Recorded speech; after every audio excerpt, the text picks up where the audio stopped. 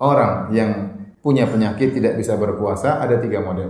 Model pertama adalah orang yang sakitnya sakit tahunan atau disebut dengan al-marad alladzi la yurja bur'uhu, yaitu penyakit yang tidak diharapkan lagi kesembuhannya menurut ilmu kedokteran. Setahun, 2 tahun, 3 tahun, 4 tahun dia harus makan obat terus sehingga dia tidak mungkin berpuasa.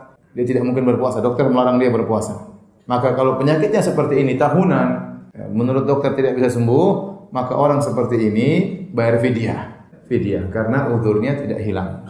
Taruhlah ternyata setelah 5 tahun dia sembuh, apakah dia harus mengqadha? Tidak harus. Dia sudah bayar fidyah untuk penyakit yang menurut dokter susah untuk sembuh tadi, maka sudah cukup. Nah, ini penyakit model pertama yang menurut dokter tidak mungkin sembuh, maka bagaimana jalan keluarnya? Tidak mungkin mengqadha karena dia akan sakit terus. Maka jalan keluarnya adalah apa? Bayar fidyah. Sama seperti orang tua, enggak mungkin muda lagi. Kalau tua tidak bisa puasa, bayar fidyah. Ini penyakit model pertama. Yang kedua, penyakit model kedua, yaitu orang sakit, kemudian dia tiba-tiba sakit, ya mungkin kecelakaan, mungkin tiba-tiba terkena penyakit tertentu, kemudian dia tidak bisa puasa, kemudian dia meninggal dunia. Kemudian dia tidak puasa, kemudian dia meninggal dunia. Padahal dia sakit di bulan Ramadan. Nah, kata para ulama, orang ini pada hakikatnya tidak punya utang. Kenapa? Karena orang yang sakit model seperti ini, itu yang disebutkan oleh Allah dalam Al-Quran.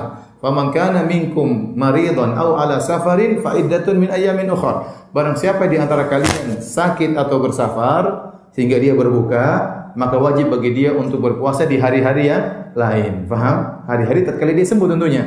Ternyata dia tidak menemukan hari-hari sembuh tersebut. Dia sakit terus meninggal. Sehingga dia tidak wajib puasa. Dia tidak punya hutang karena dia hanya wajib puasa kalau dia menemukan hari-hari yang dia sembuh tersebut. Ternyata orang ini waktu sakit langsung meninggal, sehingga orang ini tidak punya hutang puasa. Model ketiga, orang yang sakit ini sangat mungkin untuk sembuh. Kemudian dia sembuh, Allah kasih dia kesembuhan beberapa waktu, dia bisa mengqadha sebenarnya. Namun ternyata dia tidak mengqadha sampai akhirnya dia meninggal dunia.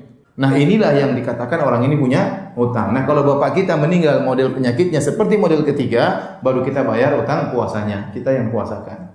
Tetapi kalau bapak kita, ibu kita meninggal ternyata penyakit model kedua, ya tidak ada utang berarti.